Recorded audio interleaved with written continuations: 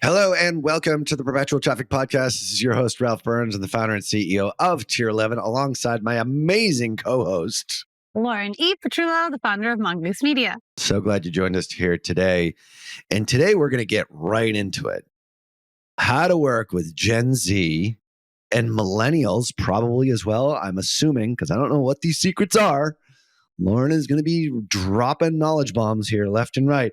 How you can make working with these individuals, these groups, a dream instead of a nightmare. How is it done? Well, it's all done through this thing called MVAs, not motor vehicle accidents, all you PI lawyers out there.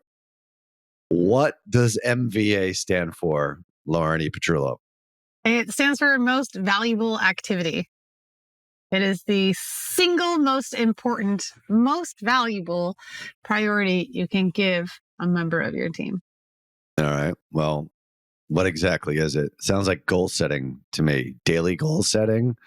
No? Am I off base here? No, that's fair. I think that's a fair assumption that it's like daily goal setting. The change that I would make here, so specifically with like millennials and Gen Zers, you're more focused on solving world peace sometimes, and our daily goals might have long to-do lists that are just carrying over day to day to day. And if we don't know where to focus, right? Everyone says if you don't have a priority, or if everything is a priority, then nothing's a priority. And in daily goals, it already starts with goals as plural. This is saying there's a singular most valuable activity, so that if nothing else occurs, this is your singular focus for the day and the measurement of success for your role. I like that, because I think everyone who's listening to this probably has a to-do list. I am looking at my remarkable 2 here of the to-do list. I have a big to-do list, not to-dos. I have big to-dos, because if I do all the to-dos, it's going to be like 30 things. But then I'm like, I need to focus on big to-dos. And suffice to say, it's longer than 3 to 5. And that list gets carried over like day after day, it seems like. So yeah, it's like a Pink Panther song. Yeah. To do. I like that. Sort of like a 1970s, 1980s reference for somebody that's so young. The point is that focus is the key here, as opposed to getting lots of stuff done so that I used to create to-do lists like after the fact. After I did it, just so I could check it off. I'd put it on the list after I did it. Scratch it off? And scratch it off. I'm like, wow, that's like a feeling of accomplishment. When in fact, less is more here. So how do you I like this strategy already. It's counterintuitive and simple, which I love, simple, because I think we tend to overcomplicate things. And maybe like the millennials and the Gen Zers, the types of ones that you've been working with, maybe overcomplicate things and try and set daily goals that are maybe too lofty and too wide reaching. Or too ambiguous. Too ambiguous, yeah. I would argue that more often it leans on too ambiguous. So I think of, especially with Gen Z and now Gen Alpha, which is about to enter the workforce, they grew up in the school of YouTube. So we have a declining college graduation rate for a lot of individuals, or like college introduction. A lot of the things that we do in performance marketing, once it's published in a textbook, is already outdated.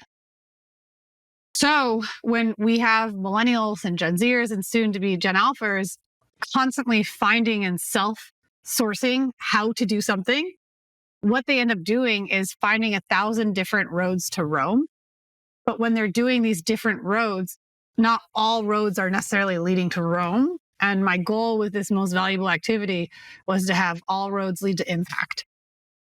And I think we have struggled with in the past, especially with Gen Zers, of them being like, I can try anything. They have been never more motivated to watch a YouTube video, to read a resource. They just want to try. They'll try. It's like shiny object syndrome, but for learning. And they're very excited to jump into it and see what they can do, but they lose track of the long-term vision. So some of the things that older adults with a lot more experience, we have neglected because we're like, oh, younger generations understand technology more, we have neglected that experienced generations understand the unspoken truth. A lot of the things that YouTube videos skip or AI leaves out of the conversation. And what that ended up us doing is trying 1,000 things, implementing more AI than could have been necessary, sometimes contributing to the AI slop of items. But the reality is we were trying 1,000 different things and neglecting to measure the impact of our efforts. And when we created a singular focus, like the art of singularity, I was like, okay, it's very painful. So anyone that's listening, like, you have to know that it's, it's not easy to do, but once you do it, holy smokes, we like our very first member of our team, our pack member that we tried this on, we accomplished 3x in 30 days of impact that exceeded what she had done in the 90 days before. So you did 3 times the amount of productivity 3 times in the 30 impact. days. Okay, impact. Not necessarily just done, like things that actually made a difference in the business. And in this particular case, maybe we can go into this one as a good example. Like, what was the impact? Was it greater client success for, was it more money? Was it like, what was that impact? It seems like it was obviously very measurable. Yeah, it was super measurable. So this was an individual that was actually doing the perpetual traffic Spanish YouTube channel. So that's I'm like, oh, I can be super transparent about this exact use case. So we launched the perpetual traffic YouTube channel in Spanish. We've been using HeyGen to create the videos. So, podemos hablar en español on the podcast and sound much stronger. Ralph, side note, your voice is very similar to a very popular Spanish meme. So the way you sound in Spanish is quite good. We're going to leave links in the show notes. Do we have a quick link on this, like at perpetualtraffic.com? Or no, we don't really. /Spanish. We'll make it at the end of this.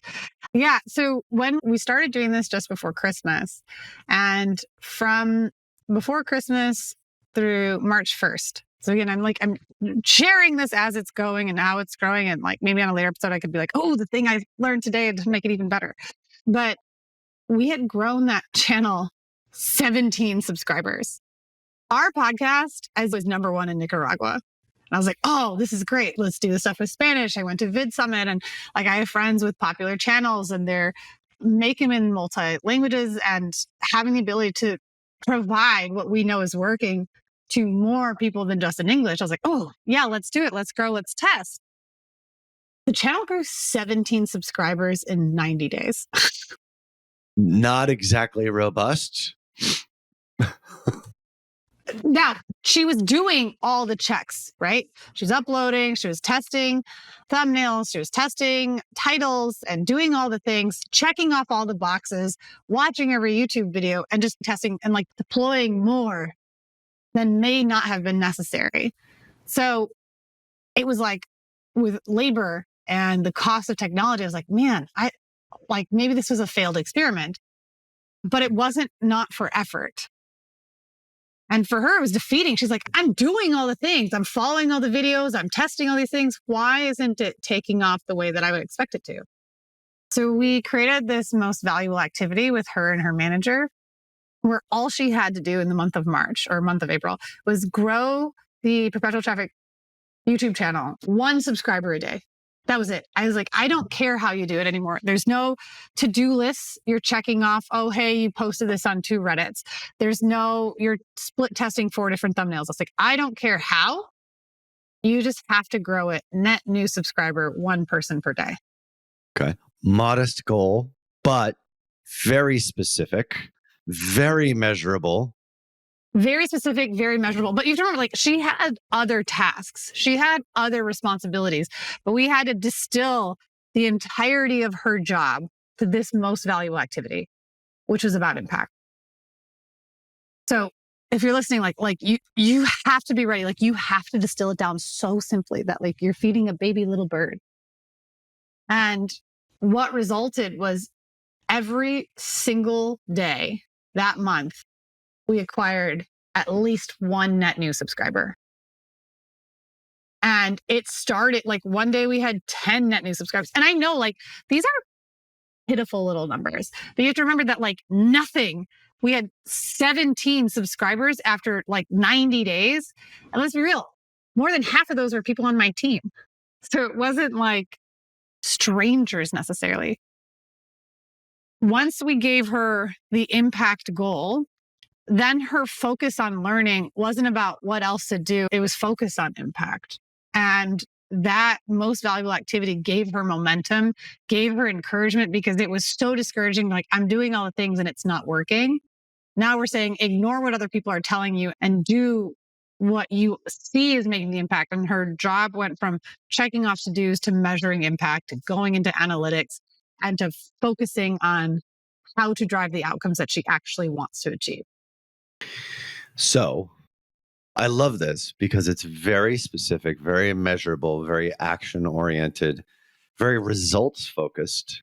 It's like it's the outcome that you want, not necessarily the activity that you need to do to get the outcome. It's like, here it is. Now, in her defense, she could have, I don't know, maybe gone to Fiverr. she could have hit the cheat code on this. But I'm looking at our Spanish subscribers right now, and it is way more than 17. Now, it is not 17,000, but it is more than when it first started. And should we say what the number is? It's almost 100 now. Okay, great. So that's from April. And then we did it from April to, I think, like May 15th.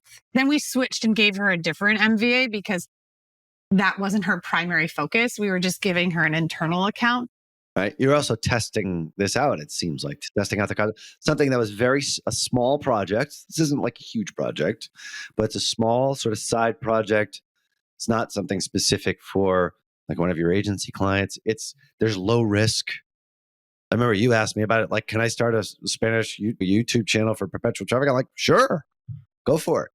So, I love these sorts of things with production hires initially, just to, like, we used to do this before we would hire people. We would do something like this and then we would pay them sort of after. But it's a great way to get people's feet wet and sort of understand like how they work, how you work with them, what motivates them, and doing small projects to start. Everybody now just wants to like hire somebody and throw them in the deep end.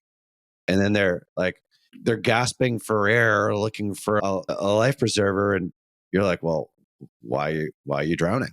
Like, you should be swimming. We just pushed you into the deep end and we're like, figure it out and walk away, even though we don't know how to swim either a lot of the time. Right, exactly. And that's a very common management and leadership strategy right there. We're just, if they even pay attention, yeah.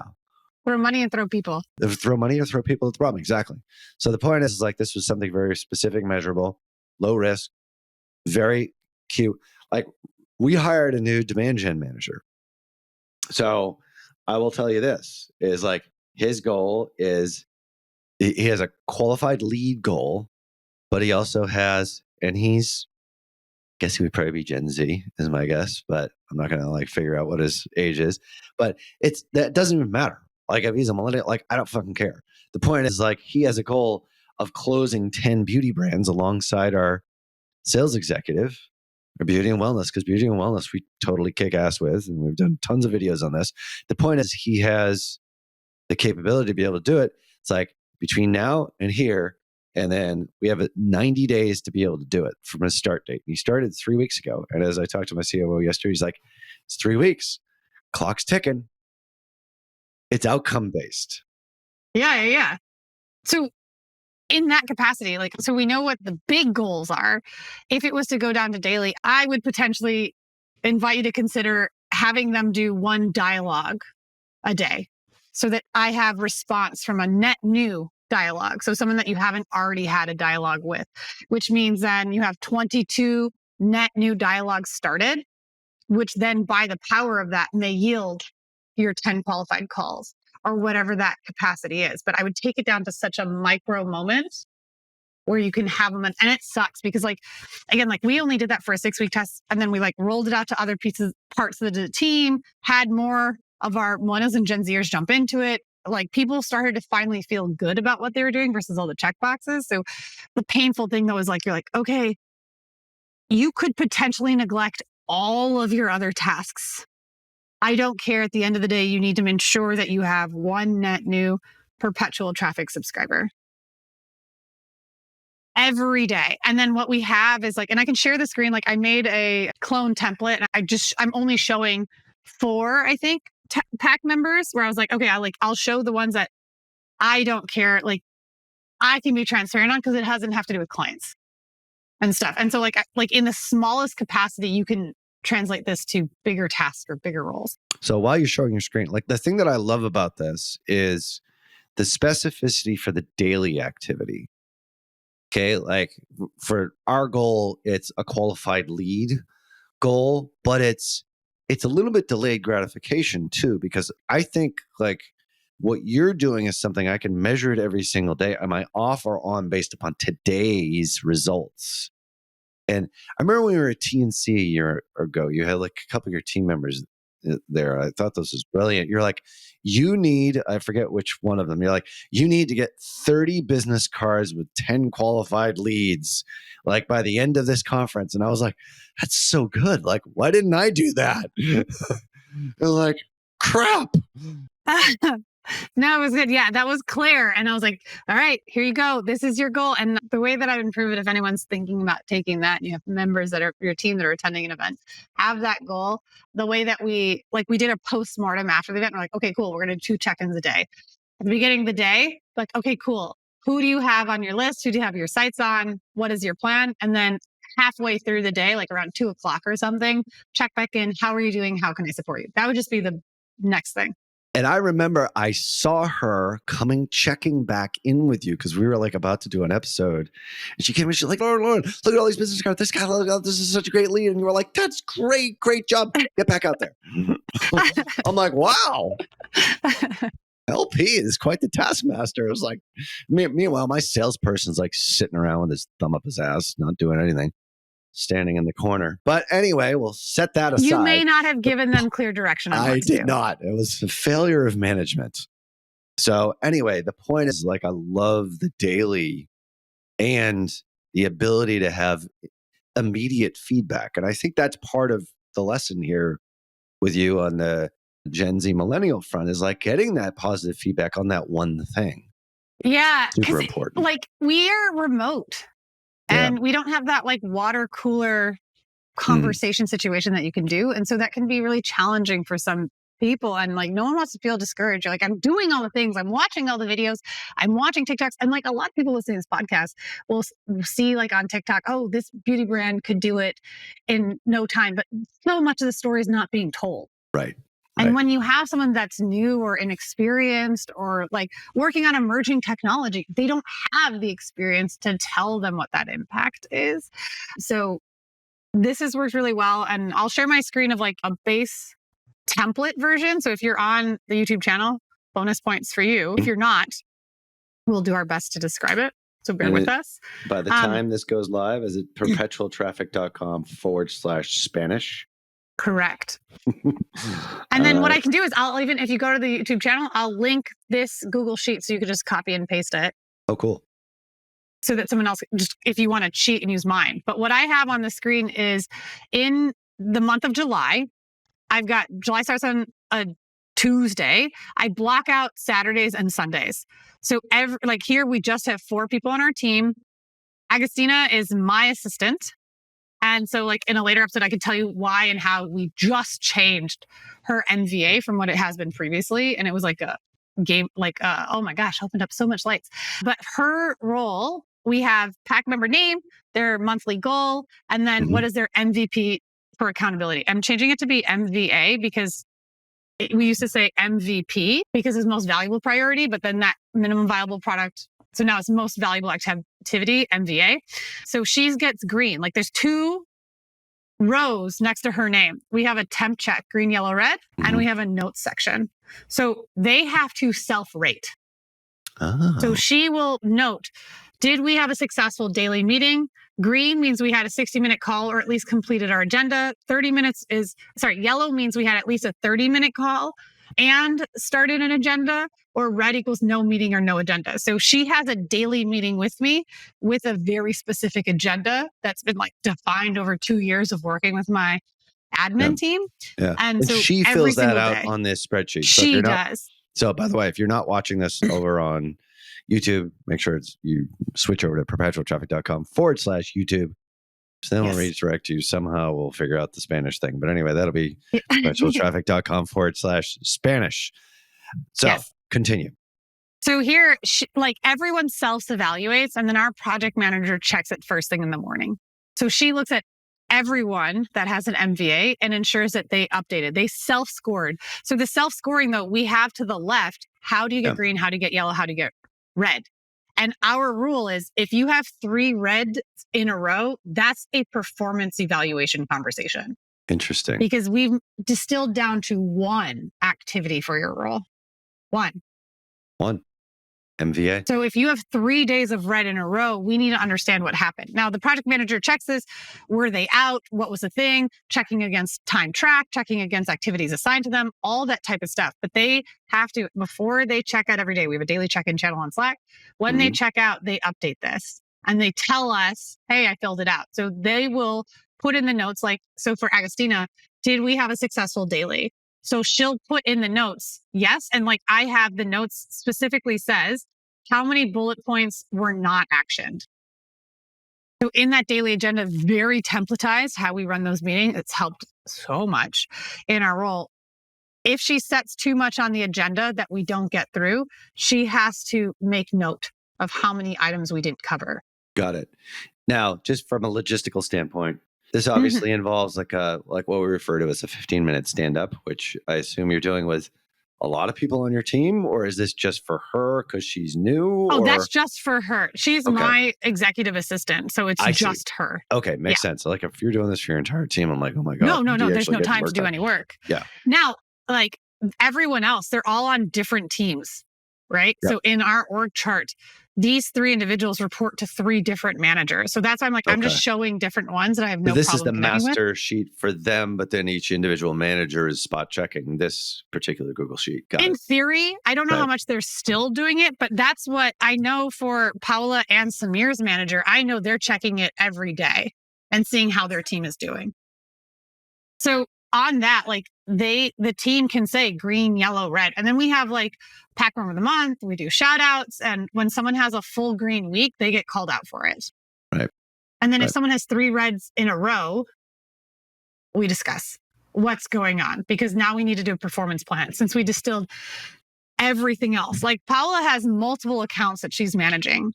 She's on our social media team. And I'm just showing like for Mongoose Media, her goal for July is to get 1 net new subscriber on our Instagram account.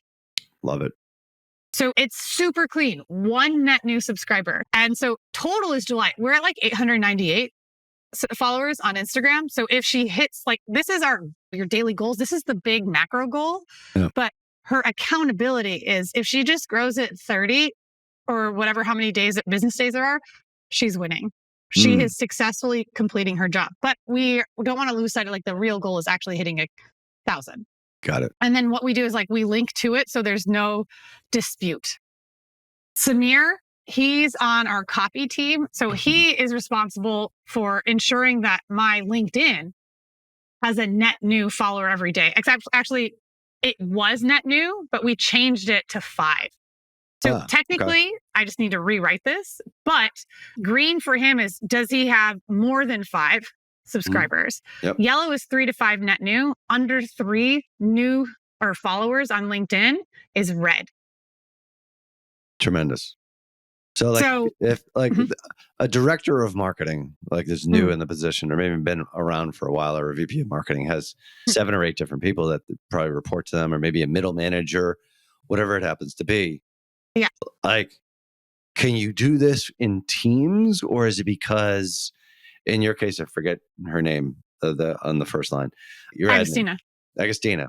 Because it's you and her on your one-on-one every single day, which, by the way, is another whole thing that I think a lot of managers forget about. Like when you hire somebody, remember our throw them in the deep end and like, why are you drowning kind of thing? Like I remember my first day in sales. It's like, Somebody took a yellow pages, if you remember what that is, I'm dating myself, slapped it on the desk and said, get to work, start calling. Like Oh, literally, like that was my training. It's like, well, isn't there any product training?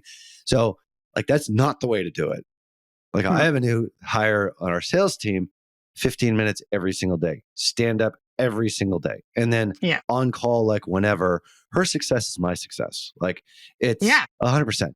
So like that unto itself, I think is a lesson that I think a lot of people forget about. This is a Rockefeller habits thing. This is an EOS thing. This is a traction thing, 15-minute stand up. But because you've got one admin, like what level does it become too much? Like, because I used to manage teams like as a sales manager of like 10, 20 people. I couldn't have a stand up with everyone every single day. No, You know what I yeah. mean? So how do you manage it? Or do you just sort of manage it through the spreadsheet and then check in on them when they're one-on-one on a Friday or whatever it is? Like what would be your Sure. Well, at recommendation? least to that, because like these three individuals report to three different teams. Yep. Absolutely. So So you're all sort of rolling up into a master spreadsheet, which I like. correct. So in that, like I'd be super happy to explain like our meeting cadences because they've continued to evolve, but there's been something that's been true throughout the entirety of our existence where something in the last year that we realized is we overstack our meetings. So if this seems remotely interested to people, tell us in the Telegram group and we can continue the conversation. I'm totally happy to be like full transparency of what our meeting cadence looks like. But I know for Agustina, because she's my executive assistant, we have a very specific daily running agenda that has a very specific template, which is like first is like the top things that I, LP, need to look at. So she does it via top 5 things related to my calendar, top 5 things related to tasks, and top 5 things related to my inbox. Then there's like the things that she needs clarity on. And whereas in the top things that need my attention, she can do a maximum of 5 per category. In the things that she needs clarity on, she's required to have at least 4. And then there's some other stuff on it, but that is our hour. So on green is that we've had at least a 60-minute meeting or we've completed a full agenda, which means we've gone through everything on her list. She's got full clarity. She's set up for success for the rest of her day. Her and I don't have a 15-minute huddle check-in. Her and I have ideally at least an hour because she's managing my inbox. She's managing what the team needs from me so that she's essentially my own personal bodyguard, bouncing the team from coming to me on Slack and asking me things last minute. She can organize with our project manager, with our client success managers based off of the client health, what really needs my attention and in what order. Yeah. It's great. I mean, everybody needs somebody like that. So I know you've got to go, but it can be done in a daily cadence. Like I choose to do it as a daily cadence. Like, but I also do, I do skip meetings because I basically have really one direct report, which is really my integrator, but I have skip meetings with my entire team every 2 weeks just to sort of check in. It's going to depend on what kind of hierarchical structure you have in your department. But especially, I think for new hires though, the more the better. And then these types of goals, daily goals, I love the daily goal. I love the MVA. MVA, I was like, goals is plural. This is, and it's not even like a goal is something you want to achieve. This is the most important. Like it's not a want to, it's a must. Yeah, it is a must. Well, for all of this, and see everything over on the Spanish channel, which I am redirecting as we speak, perpetualtraffic.com/Spanish. Make sure you subscribe over there, even if you don't speak Spanish. But you'll get the spreadsheet here. So that's wicked cool. You will get the spreadsheet and you'll see like, if you don't know where to start, you'll see that here I'm on our team. His most valuable activity, the MVA, was to have 0 overdue tasks. That was it. I was like, you need to have 0 overdue tasks because they weren't that successful with marking stuff in ClickUp. So again, distilling everything down to the most simplest activity that you know will have impact and it will move the needle, allows them to feel confident in the momentum, allows them to feel secure that what they're doing is driving impact. And then what we see spill over. And like with the example with Samir, like that was a typo. I need to like clean that up. This is just for the demo. His MVA moved. He was no longer responsible for net 1. So we had set that up for the very first month. And then he just like greens across the board. There was no activity. So then we were able to move the goalpost a little bit. We had agreements on that because it felt fair based off of all the efforts. And we want it to be a bit of a challenge.